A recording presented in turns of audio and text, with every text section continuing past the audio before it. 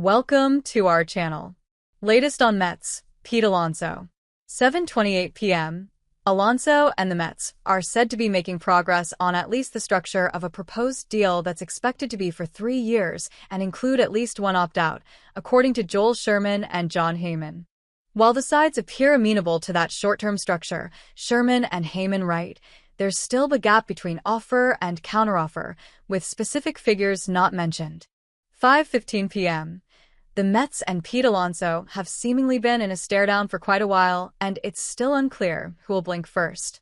Reporting from last week indicated that Alonso's camp had pitched a short-term deal with opt-outs to the Mets, but Alonso remains unsigned. Reports from both Andy Martino of SNY and Joel Sherman of the New York Post suggest a pivot point is coming where the Mets may move on to plans that don't involve Alonso having a place on the 2025 team. It has long seemed possible that Alonso's free agency could go this way.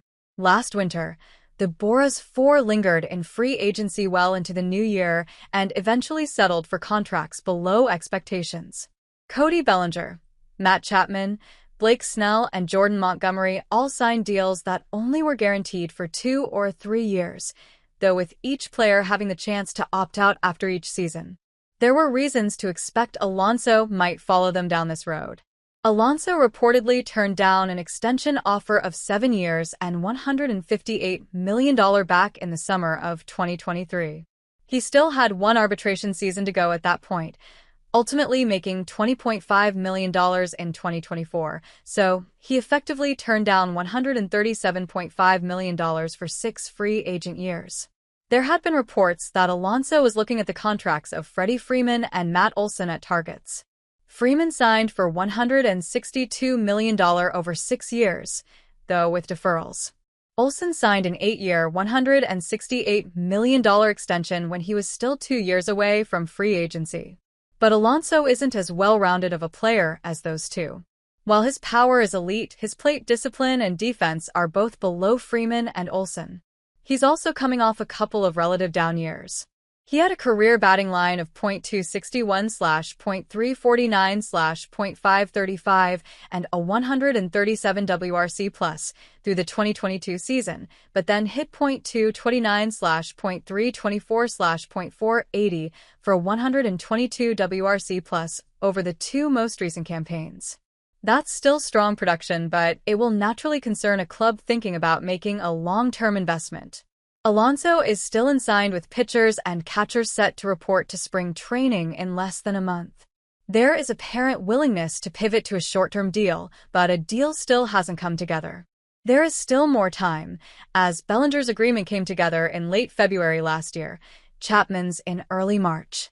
However, today's reports both point to the Mets starting to consider other options. The Mets have had a front office shakeup since offering that extension to Alonso. Billy Epler was the general manager at that time, but David Stearns is now running the club's baseball operations department.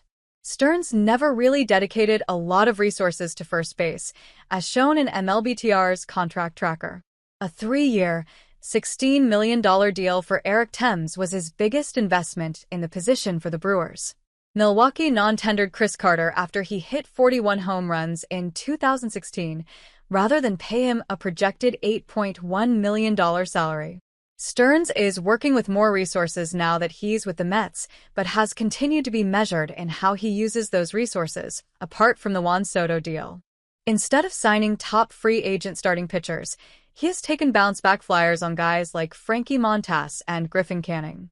He also signed Clay Holmes, hoping to get starting pitcher value for reliever prices. The Mets do have some internal options for corner infield work. Mark Vientos had a great season in 2024, mostly playing third base, but his defense didn't receive strong grades. It's been suggested that he could be moved over to first base, with a hot corner then being open for competition between guys like Brett Baty, Luis Angel Acuna, and Ronnie Mauricio. There's some uncertainty in going down that road, and there would be some sense in adding Alonso back into the mix, but it seems the Mets and Alonso's camp can't agree on a fair price. Teams will naturally be attracted to a short-term deal as it lowers the chances of them being saddled with the player's decline years, but the player usually looks to get a higher average annual value as a compromise. Bellinger's deal guaranteed him $80 million, but in front-loaded fashion, allowing him to opt out after 1 year with $30 million in his pocket or after 2 years with $60 million in the bank. Alonso is perhaps